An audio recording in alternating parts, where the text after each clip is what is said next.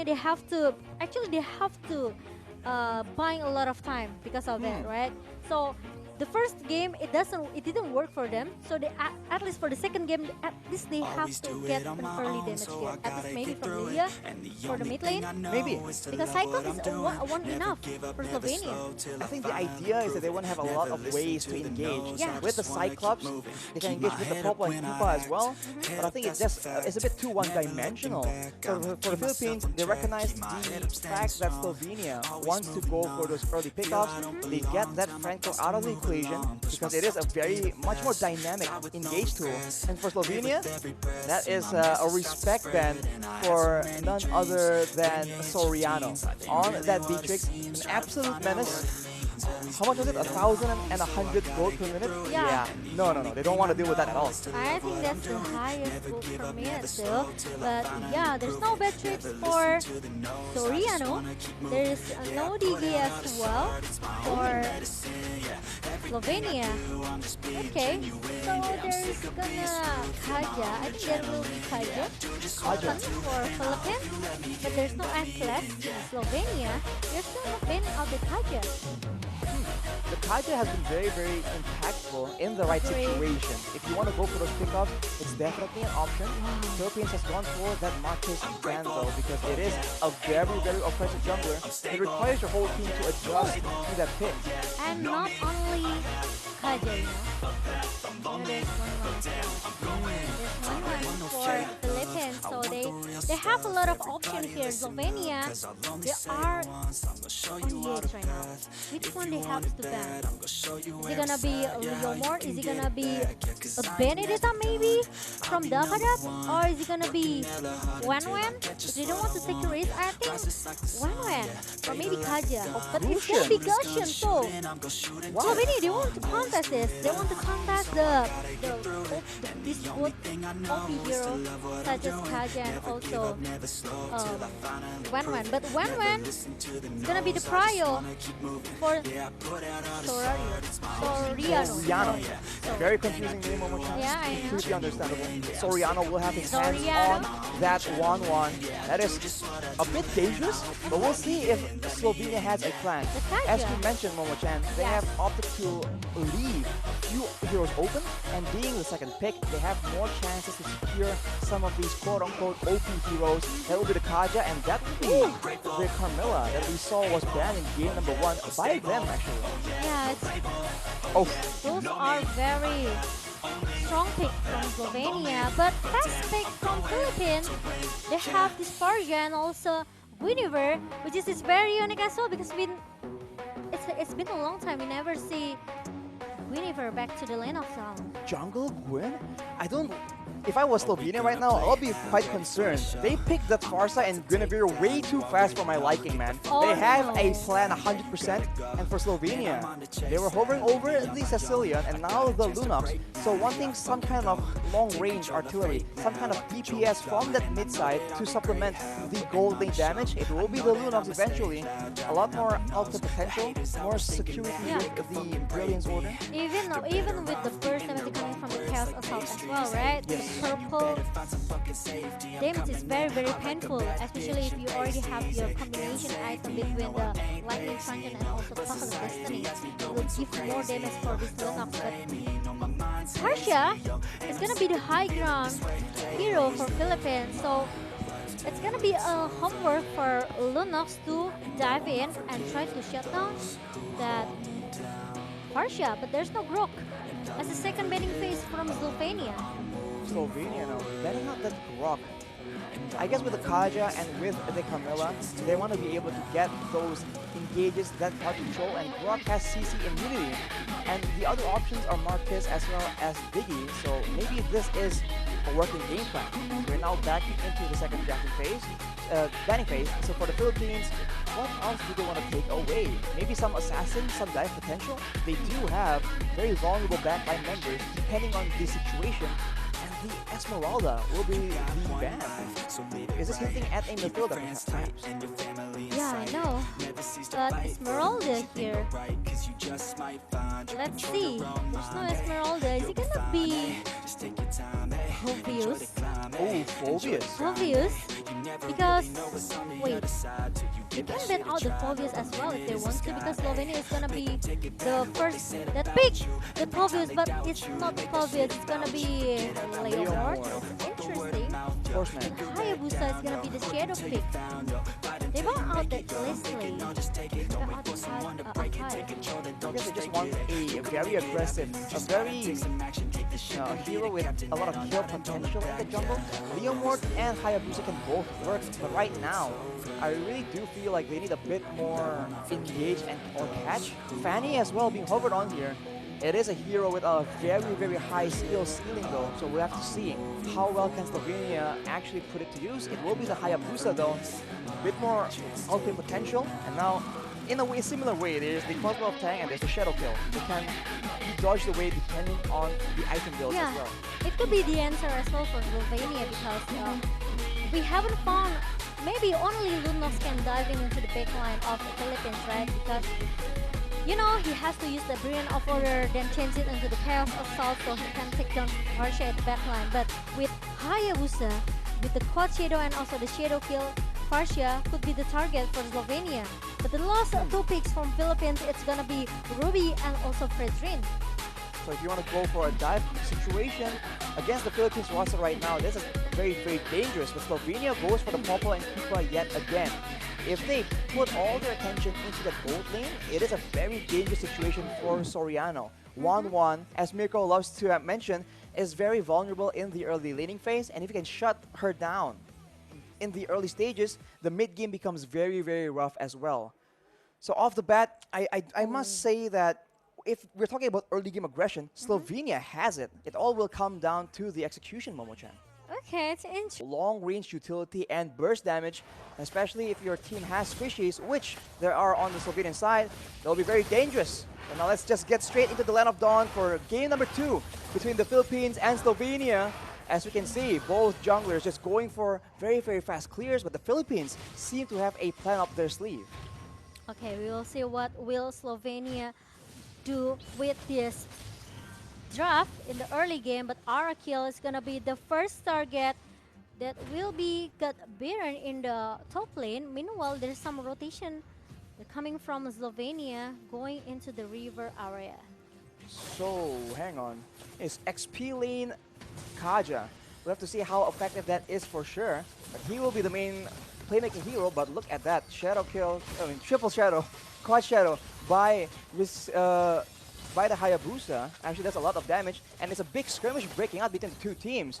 See that Rimuru is forced to back away, flicker away, but the chase is done, and Imam picks up a kill.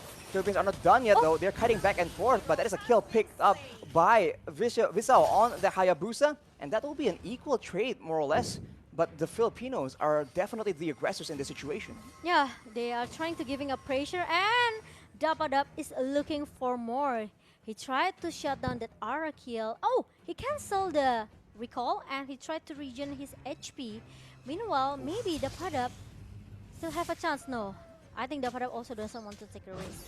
It's a very dangerous situation to overstay with low HP, especially against a team that is known to punish that, and especially against Farsa in the mid lane. The Wings by Wings will be dangerous, but now Slovenia strikes back. They do a lot of damage to Dap, but he's able to actually make it out of there alive, as the turtle seems to be the main priority for both these teams. And without Dap, can the Filipinos do something? The Feather Airstrike has been used already. No one has fallen victim just yet. And the Slovenians are wrapping around until the knockup comes in, and the Guinevere picks up a kill. Del Rosario coming out massive, getting the turtle as well, and the Filipinos are not done. Going again, taking out Visao, and now it will be Clyde just for good measure. Double kill for Del Rosario, disaster for the Slovenians. Oh my god, it's disaster for Slovenia because they failed to get the turtle, they failed to contest the turtle here.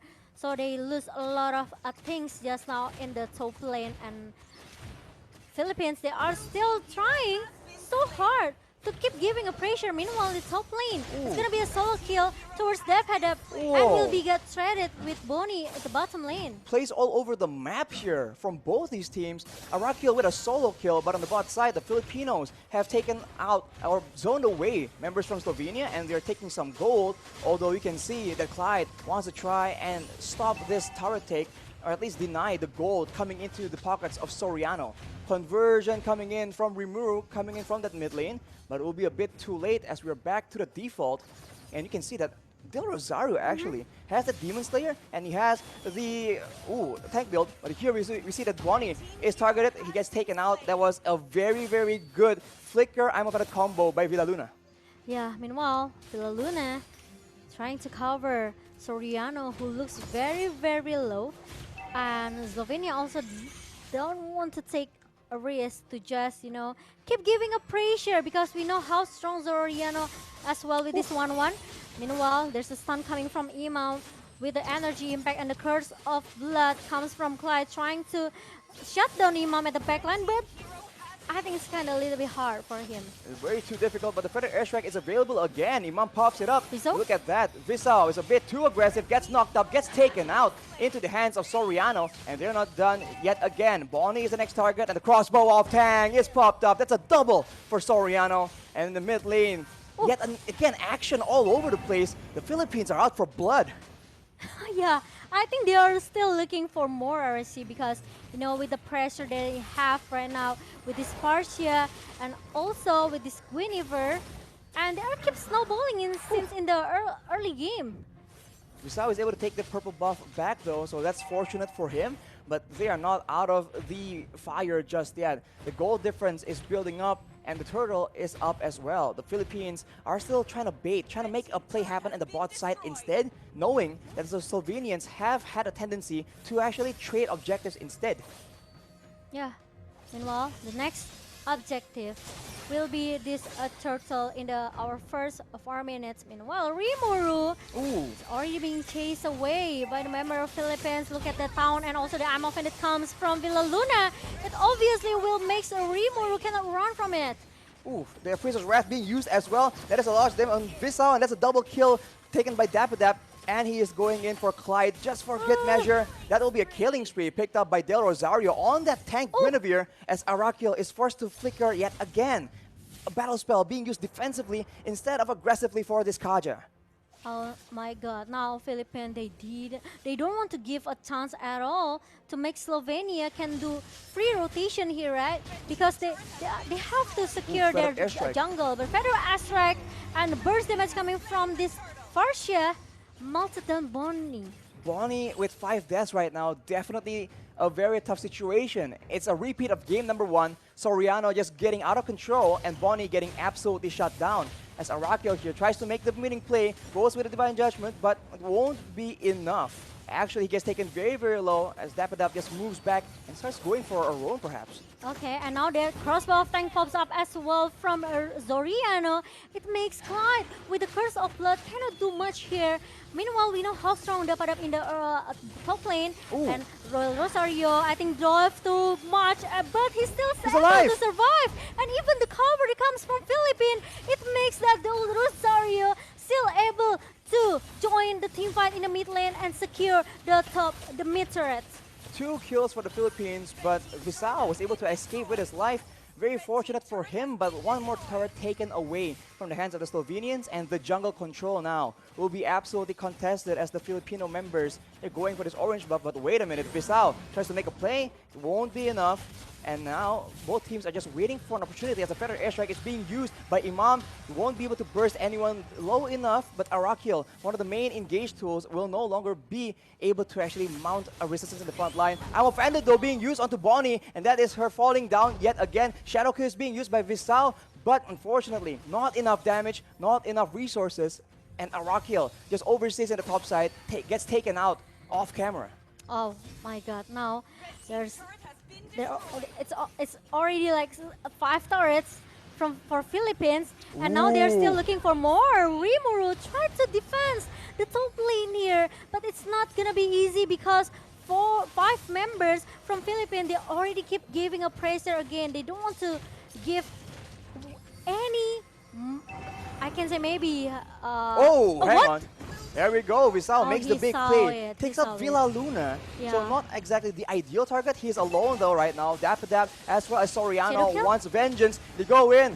Soriano aiming to go for a crossbow of tank perhaps. He needs to be very careful though as the Koopa gets sent out. Clyde is very, very low, but Dapadap alone will be able to zone the rest of the members from the side of Slovenia and force out the Brilliance Order as well.